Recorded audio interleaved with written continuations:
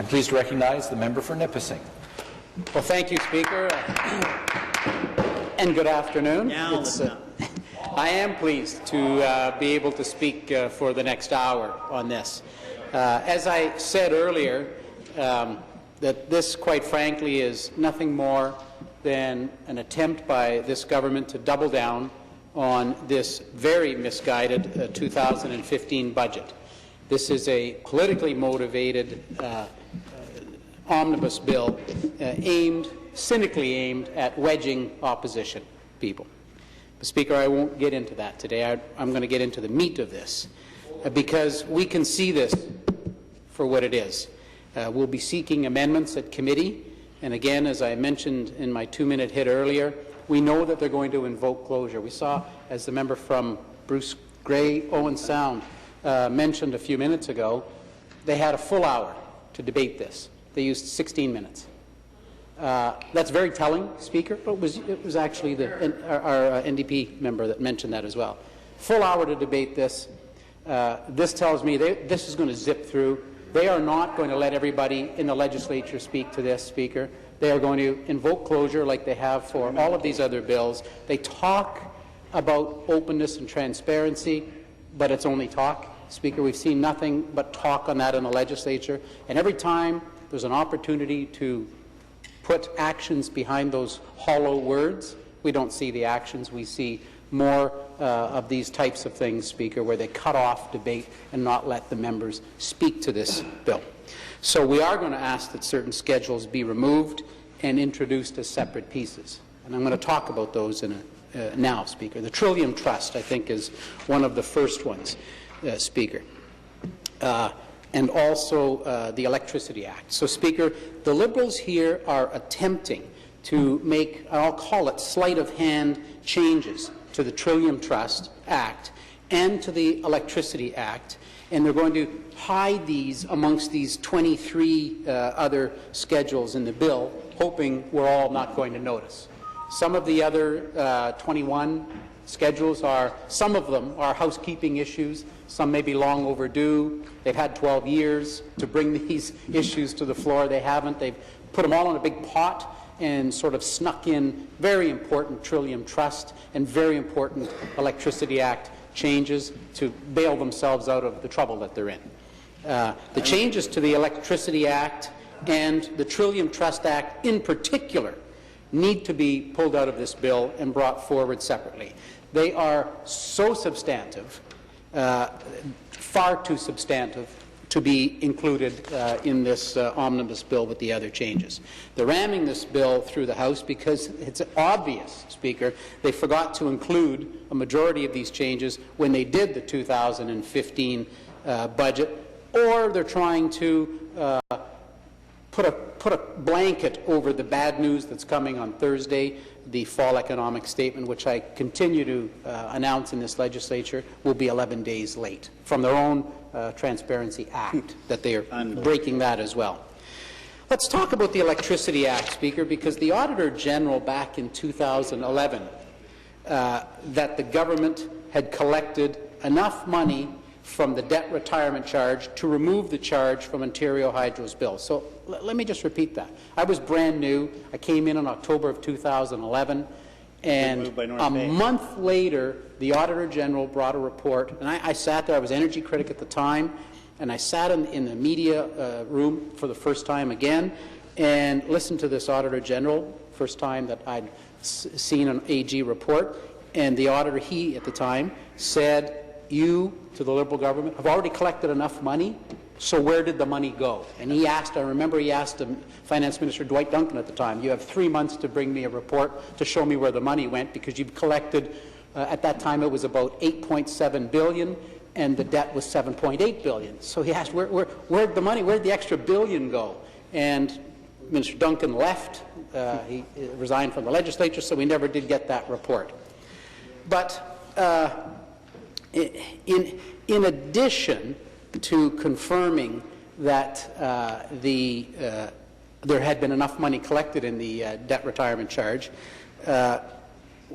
we had some other revelations. Now, the government is today confirming the debt charge won't be removed till 2018. This is fully 7 more years they've been charging about $1 billion a year, incidentally, Speaker. It's about they're somewhere between high 900s and just over $1 billion a year. It fluctuates every year. So what did they do with that additional $7 billion? The Auditor General is asking, what did you do with that extra billion? Now 7 more years has gone by. Now we're actually at $8 billion. What did you do with that money? And we know that has artificially been keeping their skyrocketing deficit, down in the $8, $9, $10 billion range, and that's with this extra $8 billion. So when you combine the two debt terms, the government is forcing us basically to trust that they've paid off the debt with the revenue from the debt retirement charge. That's what they're saying. 2018, trust us, it's all going to be paid. But I got to ask you again, Speaker, considering what the auditor told us, that the debt was paid in 2011, and they're still charging the debt retirement charge every year, $1 billion or so a year, what the heck did these guys do with all of our money? So I'm going to read from, I know the member will be thrilled at this, my January 23rd, 2014 Fedeli Focus on Finance. And it's when we disclosed something that we found quite inadvertently, Speaker. We now learn, of course, if you look at what the Ministry of Finance had said on August 18th, 2011. Now, this is about 2 months before. This is about 2 months before the 2011 election. So they told the public in print, quote, amount of debt to be paid off, $7.8 billion. That's what they told us the debt retirement charge was.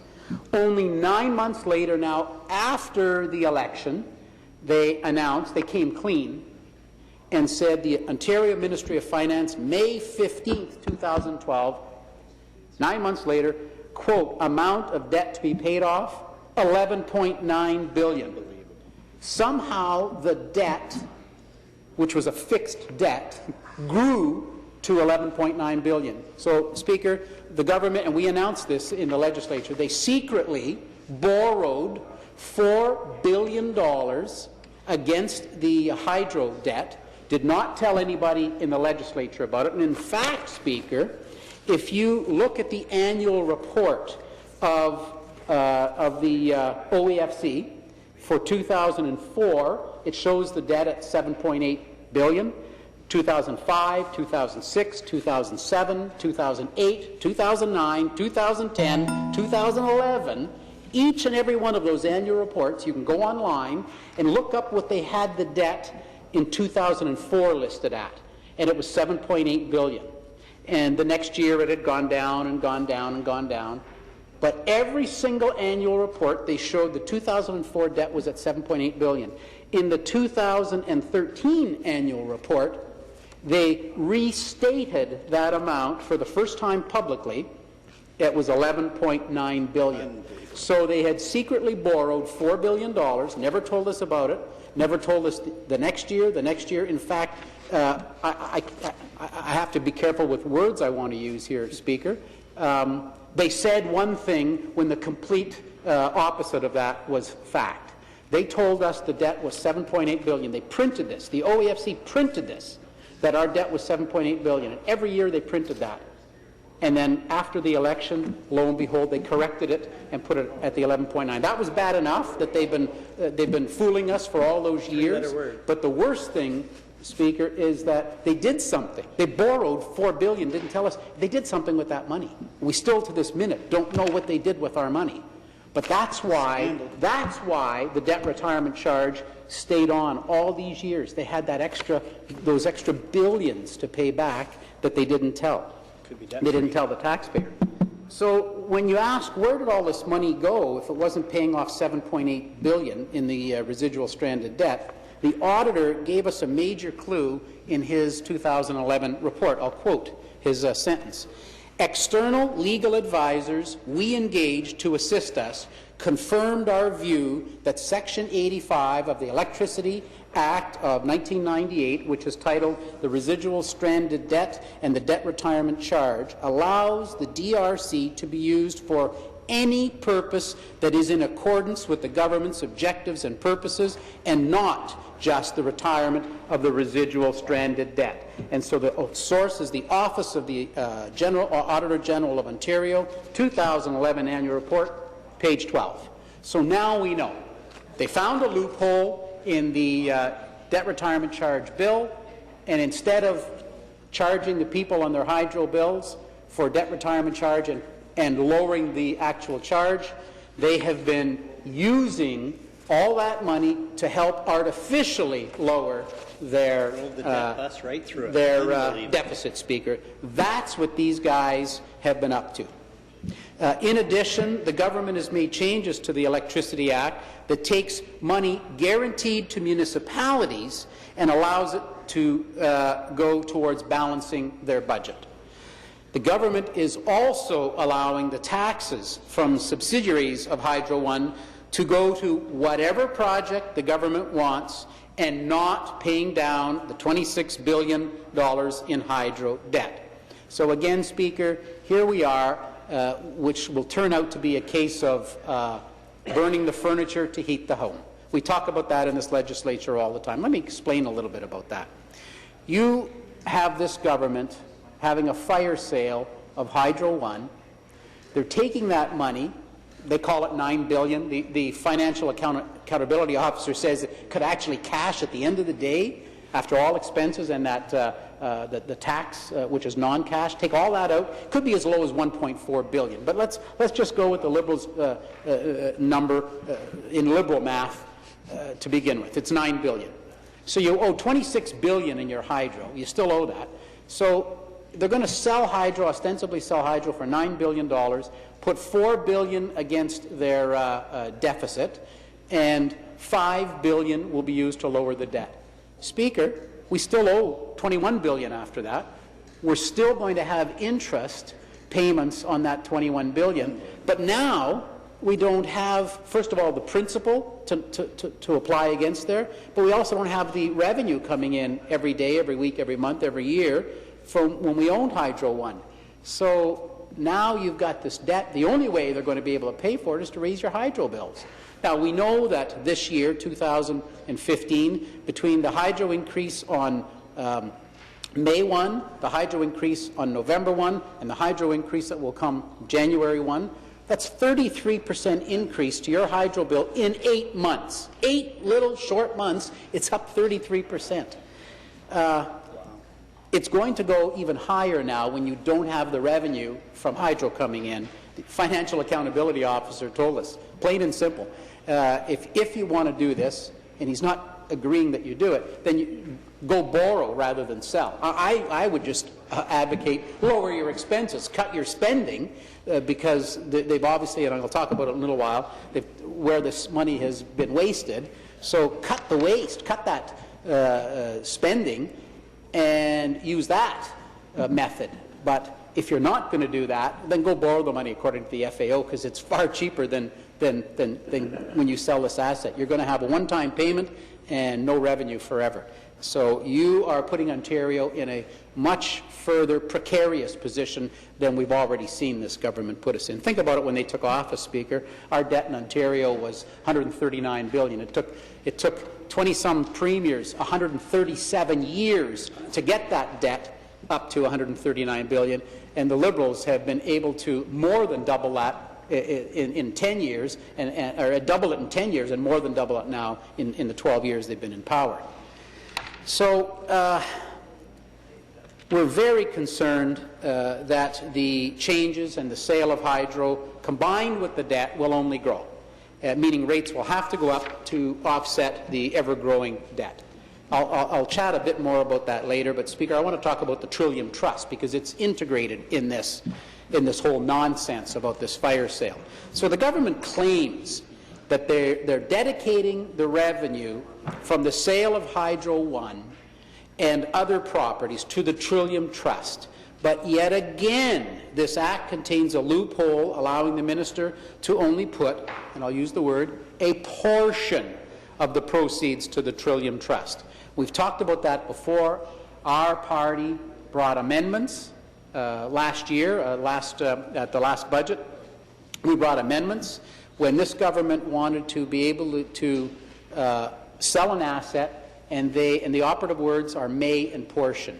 They may use a portion of the asset sale against the to put into the Trillium Trust. That doesn't say they must put it all. And so we brought amendments into committee that asked to change the word may to must. You must put the money in the Trillium Trust. Liberals voted it down. They didn't like that must. They liked may, because that gives them the flexibility and the wiggle room. And then instead of portion, we had a motion that you had to change it all. Well, the Liberals didn't like that either, because they have no intention of putting that money into where it's intended to go. So they voted that down, because they wanted the I'll call it wiggle room again. They may call it flexibility. Then we brought a motion, a very simple motion, Speaker, that said, let's let the Auditor General, within 90 days of when you sell a significant asset, within 90 days, the Auditor General will report to this legislature some very simple facts. What did you sell? How much did you get for it? And what did you do with the money? That's pretty simple. Again, Liberal government voted it down. They do not want to hear, they do not want us to hear what they did with the money. They do not want that. So what we've been saying all along, Speaker, is that the money they get from the sale of an asset will never, ever go to what they're saying it's going to, period. They're going to take the revenue from the sale of Hydro One and put it towards balancing their budget, towards their deficit. There's no hesitation for us to stand in this legislature and say that. I'm going to prove this yet again. Our leader, Patrick Brown, has stood in this legislature and proved it day after day, week after week. I will use this budget opportunity to yet again bring the facts in front. And I'll use the Liberal, their own budget, page 45. I'll talk to you, Speaker, about where this wiggle room is and the proof in the pudding that they have absolutely no intention of ever using a nickel of this sale of Hydro One towards what they say, quote, transit and infrastructure. That is absolute nonsense. Not a nickel will ever go there, and I will now take the next bit of time and prove that to you, Speaker. It's never been about infrastructure, Speaker. This whole charade has never once. It's all about scrambling, like they did with the debt retirement charge money, the $1 billion that the auditor showed us, the $7 billion that we found. Speaker, it's never been all about this infrastructure. It's all about paying for past scandals and the crippling debt. So we'll prove that to you here in a moment as well. When you look at something that we saw today, or when we read over the weekend, it's brand new, Speaker. It's called Section 7, page 3 of Section 22 of the budget document that we were handed last week and asked, do you have any questions? There's a sentence here that says part of the authorized expenditures to reimburse the Crown for expenditures incurred by the Crown directly or indirectly for the purpose prescribed in paragraph 1. So let's go, there's a little box, Speaker, where it gives you a little highlight and explains things to you. Proposed Section 7 of the Act would specify that an amount not exceeding the balance of the Trillium Trust may again, be used to fund, comma, or to reimburse the Crown, comma. That's the key. That's new. That's brand new, that we now have even further proof. You say loophole? That this is never intended for infrastructure. The infrastructure budget that they proposed was already fully funded. I'll get to that in a moment. So this is part of the shell game that will ostensibly put money in the transit and infrastructure, but take the money that was already there out. So this is, quote, to reimburse the Crown, comma, for construction or acquisition of infrastructure. And then they say infrastructure is defined in another section. So here we are, Speaker, page 3, section 22 of section 7 of section 22 of Schedule 22. Proof. Absolute proof. This is what this whole charade of this 200-page document that they handed. Again, there's some other important changes they've made and things that they could have done over the last 12 years but never got around to doing. They've buried in there one sentence that is, and I will say sneakily, put in here in 200 pages, several paragraphs, hundreds and hundreds and hundreds of documents, and they've got one sentence that this is all about. It's all to put that one sentence in there and, quite frankly, get away with it. But we read the sentence. It is to reimburse the Crown for infrastructure. Unbelievable. Okay, so now we know that. It's laid bare. I'll tempt